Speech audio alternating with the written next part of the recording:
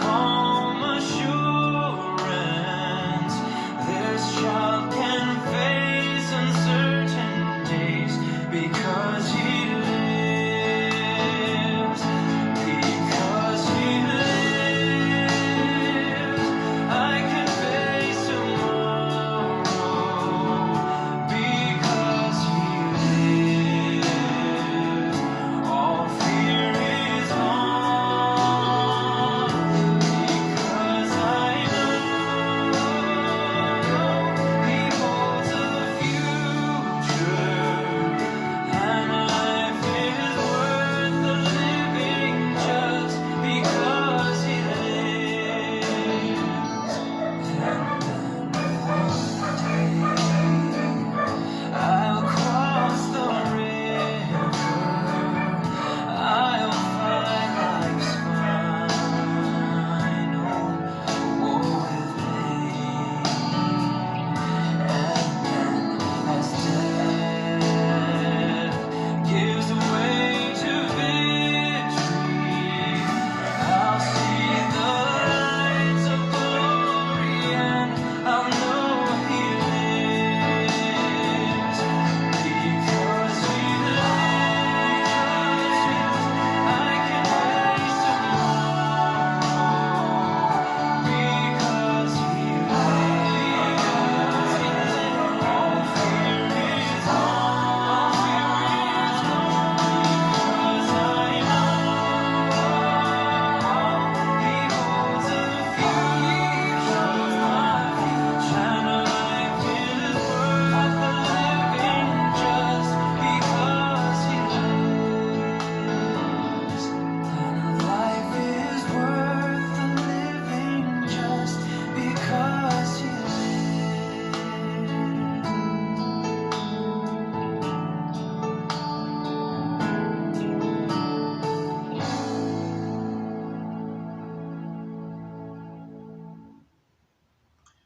Welcome to the second week of Advent and day 2.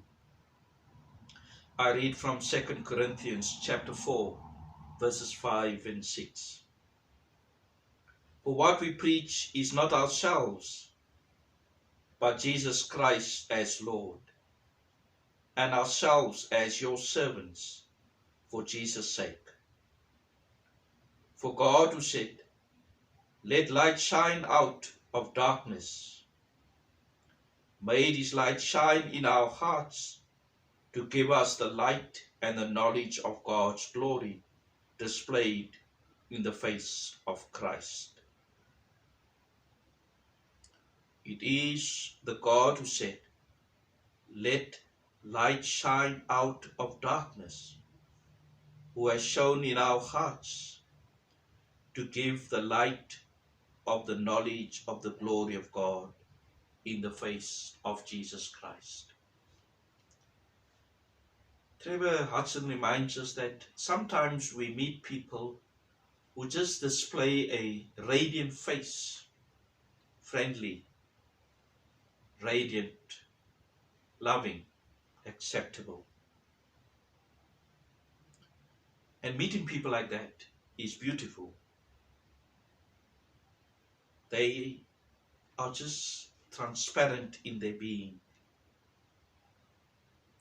He believes that it is the radiance of God's light that shines through them. We have met people like that. And they say it sometimes. But let us for a moment imagine that blazing brightness that shines through Moses when he came from the mountain in his meeting with God, that the Israelites had to cover his face. Jesus, in his radiance that shone through him, Jesus made that radiance known wherever we went, whether it is healing somebody who's blind or crippled, whether he fed those who are hungry, whether he says to the woman who touched the hem of his garment, Your faith has made you well. Go in peace.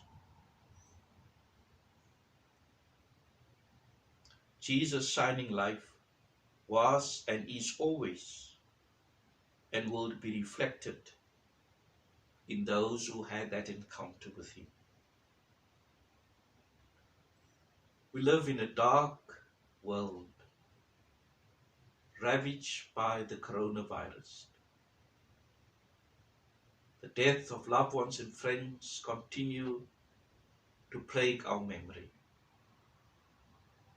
And once again this week, the Church of God lost a dear priest due to the COVID-19 pandemic.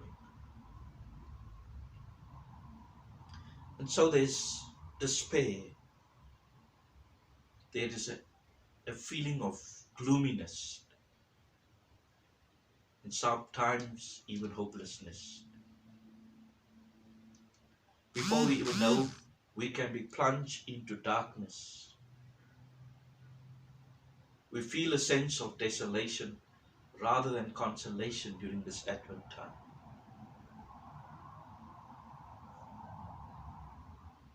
Our faces may be downcast, but then we know and experience, just by meeting somebody whose face is shining, we experience the goodness and love of God shining through them.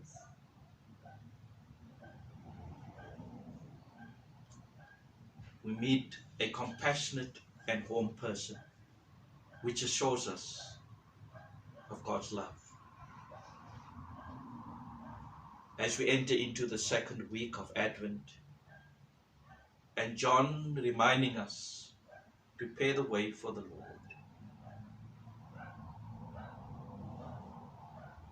He invites us to open our hearts and our minds to God's eternal light.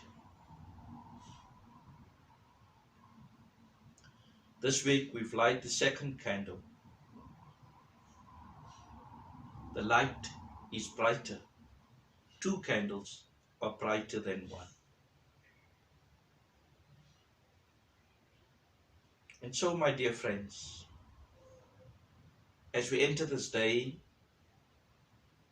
may we welcome Christ the light and prepare for it. That light overcomes the darkness. Let that light shine in us. Trevor invites us today to take a few minutes to sit in a darkened room and to consider those people in our lives and in the world that may be living in darkness. Then maybe light a candle and pray that the light of God may shine through their lives or through our lives to their lives. May you be blessed during this day. Amen.